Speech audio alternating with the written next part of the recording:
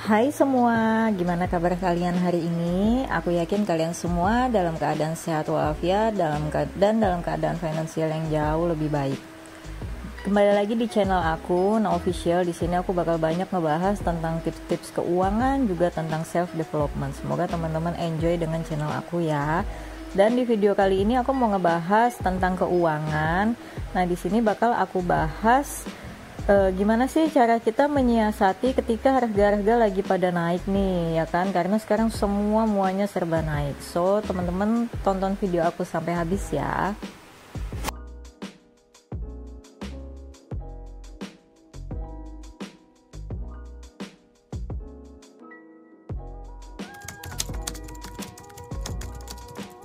Karena sekarang lagi hangat-hangatnya nih berita tentang kenaikan BBM, makanya aku jadi kepikiran nih gimana sih cara yang harus kita lakukan menyiasati ketika semua harga pada naik. Sebelum BBM naik aja itu kebutuhan pokok itu udah mulai tinggi kan, harga-harga di pasar ya, bawang, sayur-sayuran itu udah pada naik. Tapi udah sempet agak mau turun, tiba-tiba si BBM ini naiknya itu nggak main-main ya kan teman-teman, hampir 50%-nya dia naik, sekitar 2000 lebih, nggak sampai 50 lah ya, 30-40% kayaknya. Nah, gimana jadinya cara kita menyiasati sedangkan naiknya signifikan sekali, satu bahan aja nih BBM naik nih ya kan, yang lain bakal naik, sedangkan gaji kita ini kan gini-gini aja. Tahun ini aja bisa diketahui gaji kita itu naiknya nggak sampai 100.000, 50.000 aja itu nggak nyampe. Jadi gimana caranya nyiasati? Biaya listrik naik, token mahal. Teman-teman nyadar nggak sih kalau ngisi token itu deres banget? Aku itu ngerasa kayak ada beda gitu, kayak ngisi token misalkan aku isi 100.000 itu deres banget habisnya, yang kadang belum sampai mau akhir bulan itu yang bener-bener hampir nol ketika gajian. Biasanya ketika mau gajian itu token aku itu masih banyak isinya, masih yang kayak ada 4 kilo 5 kilo, aku nggak ngerti kenapa, padahal ketika diisi aku lihat jumlah kilonya sama, tapi aku nggak tahu kenapa kok daya tariknya itu lebih besar, padahal pemakaianku itu aja, entahlah ya. Kembali ke video deh, kok aku jadi malahnya curhat ya. Nah, di sini untuk langkah cara yang pertama nih, triknya yaitu kita harus mulai memprioritaskan membeli semua kebutuhan itu yang pokok-pokok aja, dan beli sesuai porsinya atau sesuai kebutuhannya, jangan terlalu berlebihan kayak gitu, karena kan nanti kalau berlebihan malah jadinya mubazir. Dan teman-teman bisa lakuin dulu nih sebelum beli kebutuhan, teman-teman mulai stok belanja bulanan itu atau belanja sayuran mingguan itu di stoknya dengan jumlah yang benar-benar pas, maksudnya bukan pas-pasan gitu ya, tapi benar-benar sesuai nih dengan jumlahnya, bukan yang kayak biasanya beli beli contoh kayak minyak 5 liter, nah jadi padahal pemakaiannya sebulan cuma 3 liter, ya udah teman-teman bener-bener yang prioritasin beli 3 liter aja dulu, jangan beli terlalu banyak karena kebutuhan-kebutuhan kan nih mulai naik ya kan. Jadi bener-bener harus teliti dalam membeli dan mengatur belanjaan setiap bulan, dan belanjaan sayur juga setiap minggu. Atau yang biasanya kadang ketika belanja bulanan suka stok cemilan agak banyak, nah ini mungkin stok cemilannya bisa dikurangi, yang secukupnya aja, yang sekiranya memang termakan atau yang paling favorit aja, bukan juga dihilangkan ya teman-teman, tapi dikurangi menyesuaikan dengan kebutuhannya. Nah, selanjutnya untuk trik yang kedua nih, ketika kita memprioritaskan kebutuhan, selesai kita belanja bulanan, belanja mingguan sayur, dan kita itu dianjurkan untuk memasak bahan makanan sendiri di rumah supaya jadinya lebih hemat, karena nggak jadinya sehari 3 kali belanja di luar. Misalkan teman-teman yang udah berkeluarga, anaknya ada 1, nah sekali makan itu taruhlah 20.000 kali 3 orang udah 60.000, kali buat 3 kali makan udah 180.000 sehari. Tapi kalau teman-teman masak itu jatuhnya jauh lebih hemat dan juga lebih sehat. Teman-teman bisa mengatur menunya gimana, mengatur takaran minyaknya, pakai minyak yang bagus ya kan, kita ini nggak tahu ya orang di luar sana, mungkin penjual-penjual makanan itu nggak semuanya jorok, tapi juga ada yang nggak bukan jorok sih, maksudnya yang kurang sehat lah, kurang memikirkan kesehatan bahan-bahan yang digunakannya. Tapi tidak semua juga penjual begitu, ada juga penjual yang bagus, yang dia menjual makanan bagikan dia makan juga sendiri, jadi dia memikirkan juga kesehatannya, kebersihannya kayak gitu. Tapi karena di sini tema kita lagi mengatur trik supaya bisa berhemat, alangkah baiknya teman-teman masak di rumah supaya jauh lebih hemat dan juga jauh lebih sehat. Lalu cara yang kedua adalah teman-teman lakukan perbandingan harga.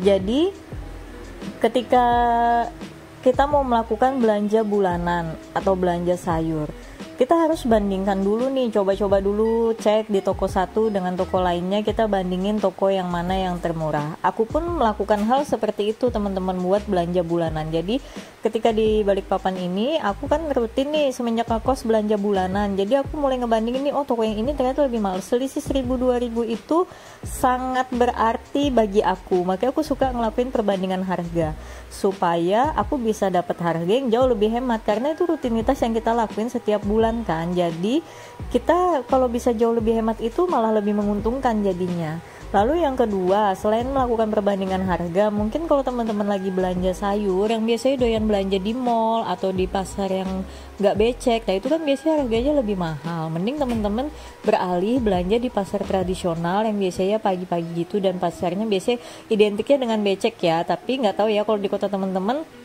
becek atau enggak aku nggak tahu. Tapi kalau di sini ada 2 pasar tradisional, yang satu bagus untuk pasar yang memang mahal, dan juga yang satu agak murah tapi harus pagi-pagi gitu belanjanya, nggak pagi-pagi banget sih, pada intinya di bawah jam 9 kayak gitu. Nah jadi kalau belanja sayur tuh alangkah baiknya belanja di pasar seperti itu. Bahkan kalau pasar seperti itu kalau menurut aku jauh lebih seger, karena betul-betul fresh gitu loh ketika itu. Dan juga ketika belanja di pasar pun kita harus bandingin teman-teman harga di penjual yang satu dengan penjual yang lainnya, karena terkadang tuh penjual satu dengan yang lain tuh berbeda loh walaupun satu pasar. Jadi benar-benar harus cermat dan teliti banget dalam membeli barang makanan, entah sayur atau belanja bulanan kalian. Selanjutnya, langkah ketiga yang harus teman-teman lakukan adalah perbarui rencana anggaran teman-teman.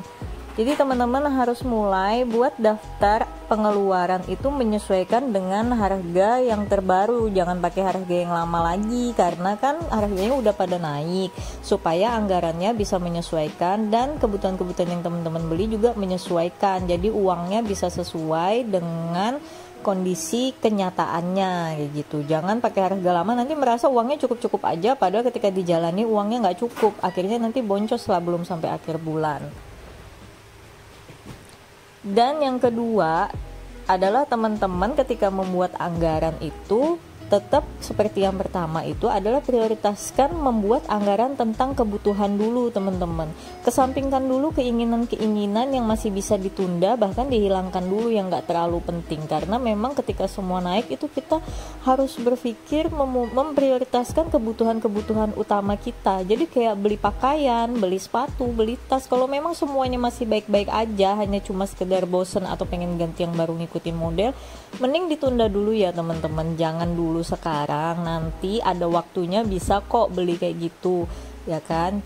Jadi ketika kondisi kayak gini, inflasi tinggi, segala macam naik, kita benar-benar memang harus hidup agak sedikit prihatin supaya kita bisa ngejalani hari-hari kita juga tetap dengan baik, tidak ada perubahan yang terlalu membuat keuangan kita jadi bergejolak gitu, nggak stabil. Lalu cara yang keempat adalah perbanyaklah teman-teman aktivitas di rumah. Kurangi tuh untuk jalan-jalan keluar, entah sekedar buat keliling-keliling, entah sekedar buat nongkrong di kafe, atau sekedar buat ke mall. Kenapa aku bilang kurangin? Karena ketika teman-teman nih jalan-jalan keluar, otomatis misalkan naik kendaraan pribadi, bensinnya keluar tuh. Walaupun kata teman-teman kan cuma keliling-keliling aja cuci mata, tapi kan udah boros di bensin. Terus misalkan naik angkutan umum atau naik ojol udah boros tuh biayanya ya kan. Terus misalkan nongkrong, otomatis ada pengeluaran, minimum kopi atau air putih itu juga kan pengeluaran. Terus misalkan jalan-jalan di mall mungkin niatnya cuci mata, tapi pasti biasanya ada aja lah nyemil-nyemil cantik, nyemil-nyemil santai. Beli jajan-jajanan di stand-stand mall tuh kan banyak yang menggiurkan, akhirnya mikirnya cuma 15.000 kok, cuma 25.000 kok, nggak apa-apa.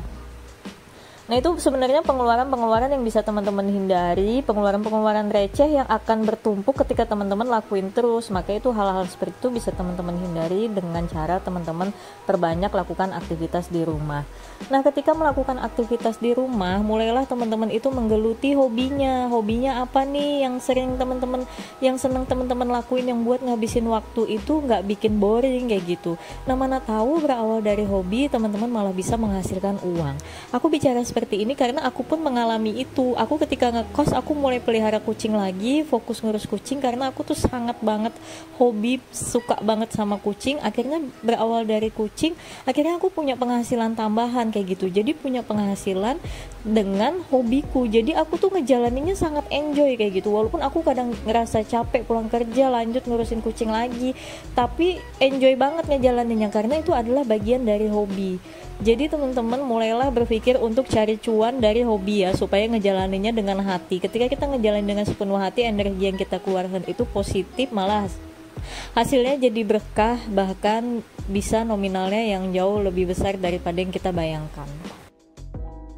Lalu tips yang kelima atau tips yang terakhir adalah lakukan atau mulailah berhemat. Karena semua ini kan udah terjadi nih kenaikan, kita nggak bisa merubah sesuatu yang udah diatur oleh pemerintah. Jadi kita rubahlah dari diri kita sendiri, yaitu dengan cara berhemat. Gimana sih cara-cara untuk berhemat? Yaitu teman-teman mulai nih, kalau yang kerja bawa bekal ke kantor, kalau misalkan yang kuliah atau sekolah bisa juga tuh bawa bekal ke sekolah. Kalau misalkan sekolah ya, kalau kuliah mungkin makan dulu sebelum kuliah, karena kan kalau jadwal kuliah biasanya nggak terlalu panjang waktunya.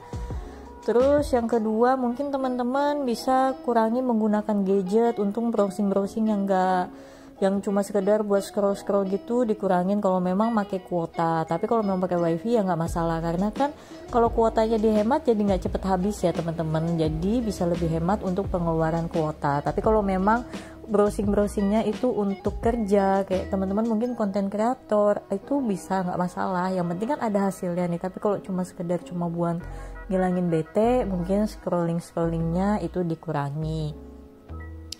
Lalu bisa juga teman-teman itu mulai coba naik angkutan umum kalau memang teman-teman biasanya naik ojol, karena kan naik angkutan umum lebih murah juga. Tapi kalau memang teman-teman punya kendaraan sendiri ya nggak masalah, mending pakai kendaraan sendiri daripada naik angkutan umum atau naik ojol, karena jauh lebih hemat. Tapi dikurangin nih jalan-jalannya, keliling-kelilingnya kayak gitu.